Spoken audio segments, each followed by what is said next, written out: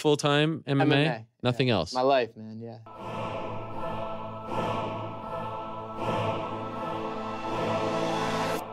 Back to the daily grind. Thanks for checking out the channel.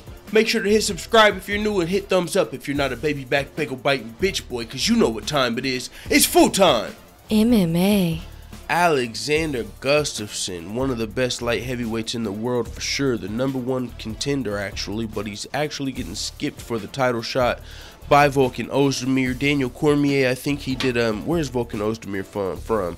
Wherever Volkan Ozdemir's from, I think you know what? I got fucking UFC.com right here. Wherever Volkan Oezdemir is from is where Daniel Cormier went, and he fucking did a survey. He did a survey and he asked the fans, who should I fight next, Volkan Oezdemir or Alexander Gustafsson? And on this survey, which I didn't see, I wasn't a part of, so I'm really thinking it was in Volkan Ozdemir's hometown because he's a lot less known to the casual fans. On this survey, Daniel Cormier said that the fans chose Volkan Oezdemir to be his next title challenger. Now, Volkan Oezdemir has 3 fights in the UFC, and he's bursted onto the scene with two of his last fights being knockouts over Jimmy Manuwa and Misha Serkinov. He knocked out Misha Serkinov in 28 seconds. Then he knocked out Jimmy Manuwa, I believe, in under 2 minutes. I don't know the exact time, though.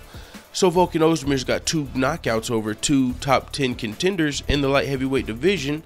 And so he kind of bursted onto the scene. Before Volkan Oezdemir, there was really nobody else aside from Alexander Gustafsson to fight Daniel Cormier. I believe that's why Rumble Johnson, if you remember at UFC 214 when Daniel Cormier fought John Jones, and John Jones won the title and then got stripped, Rumble Johnson was there in the crowd.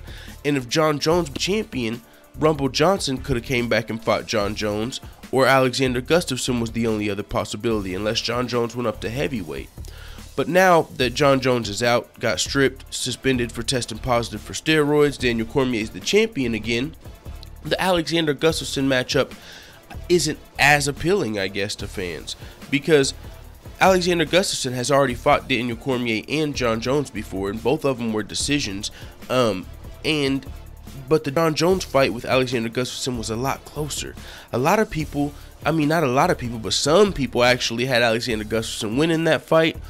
A lot of people definitely had that being John Jones' biggest test in his career. That to me, I mean, aside from like, you know, him escaping deep ass submissions and shit, you know, being in bad positions. As far as John Jones' toughest fights, man, I got Alexander Gustafsson right up there with the best of them. Alexander Gustafsson's a beast, man. And the light heavyweight division is so thin right now. I mean, I'll talk about that in a second. But really, you got Alexander Gustafsson ranked #1 and Volkan Oezdemir ranked #2. And then when you go to rank number 3 and 4, it gets really weird because rank number 3 and 4 are both coming off of knockouts.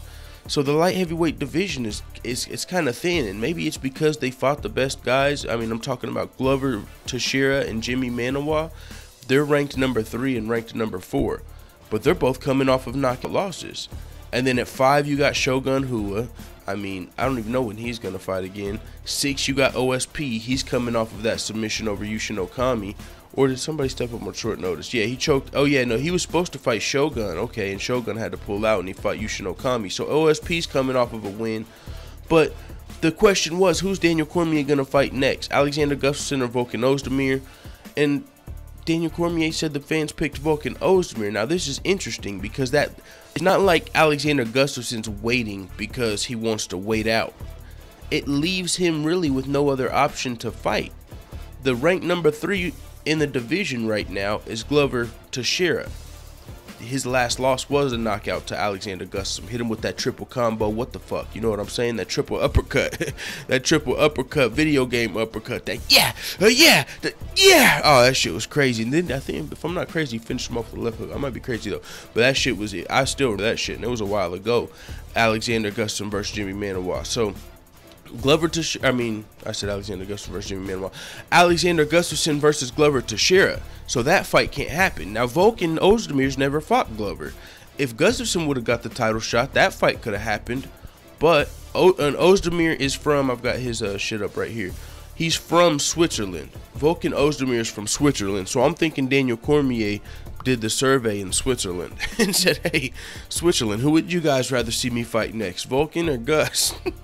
Because I really don't, I didn't see the survey, and we did a survey on the channel ourselves, and Gustafsson won the survey. So I mean, I don't know who he surveyed or what's going on, but the fans supposedly picked Volkan Oezdemir, and that's fine because Volkan Oezdemir, but he's only got 3 fights in the UFC, but he's coming off of 2 knockouts. So I mean, maybe he gets, it's kind of like the Cody Garbrandt scenario. He knocked out 2 contenders and then got skipped the top 5 kind of.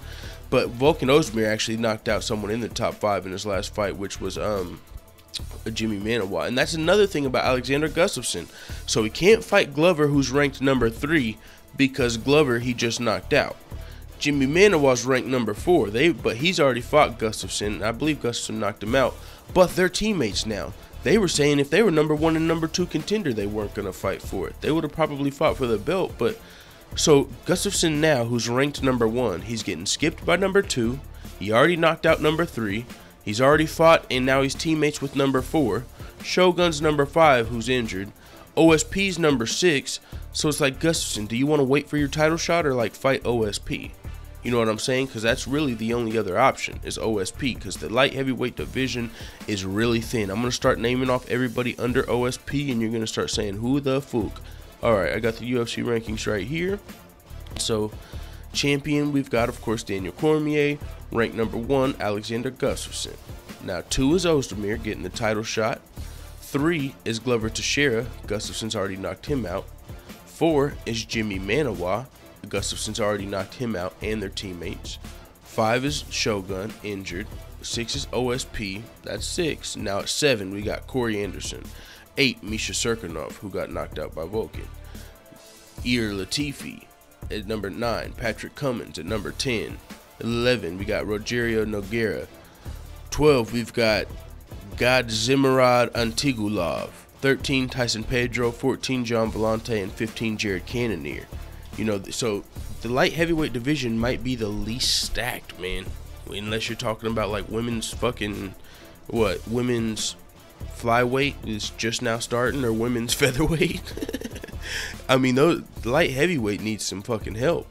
And Rumble's talking about coming back, but Daniel Cormier's already beat him twice, so he's coming back to heavyweight possibly. Maybe if Daniel Cormier moves to heavyweight, maybe the deck starts shuffling a little more, because none of these guys can beat Daniel Cormier, which is why you need to put a little more respect on Daniel Cormier's name. But I don't know about this. I do want to know how you guys feel about Alexander Gustafsson waiting on the title shot. Do you think he should wait, or beat someone he's already beat, or fight OSP in the meantime? You know, there's some people who say, okay, if you feel like you can beat everybody and you deserve the title shot, just take the easy paycheck. So maybe Alexander Gustafsson is already financially set to where he doesn't need an easy paycheck, or not easy, but maybe he doesn't want to beat the number 6th ranked guy or the number 8th ranked guy while we wait on Volkan DC. Maybe he's like, fuck it, I'm just going to take that title shot. So with that being said, man, I really wanted to see Alexander Gustafsson get his title shot versus John Jones, but once he got stripped, I didn't know what was going to happen. But it's looking like it's going to be Volkan Oezdemir, which is a fresh matchup. I do want to see Daniel Cormier versus Volkan Oezdemir. But when you talk about the deserve game, I mean, well, you know how that goes. What the fuck does deserve mean in the UFC? So Alexander Gustafsson, I felt like was possibly getting the next title shot, but it's going to be Volkan Oezdemir. He's a knockout artist. Daniel Cormier just got knocked out, even though it was overturned. So Volkan Oezdemir definitely has the potential to scramble Daniel Cormier's eggs in this fight, and if that happens, we'll have Volkan versus Alexander for the title. But Alexander Gustafsson did predict Daniel Cormier is going to beat Volkan. He said he's going to put Volkan on his ass. So he's expecting to fight Daniel Cormier after Daniel Cormier beats Volkan. That's Alexander Gustafsson's plans. And with that being said, I'm interested to see what you got to say about this in the comments. So let the haters know what the fuck you tell me in the comments. Or should I say, let the full-time family know what the fuck you tell me in the comments. Hey, it's even got a ring to it. Let the full-time family know what the fuck you tell me in the comments. I'm out.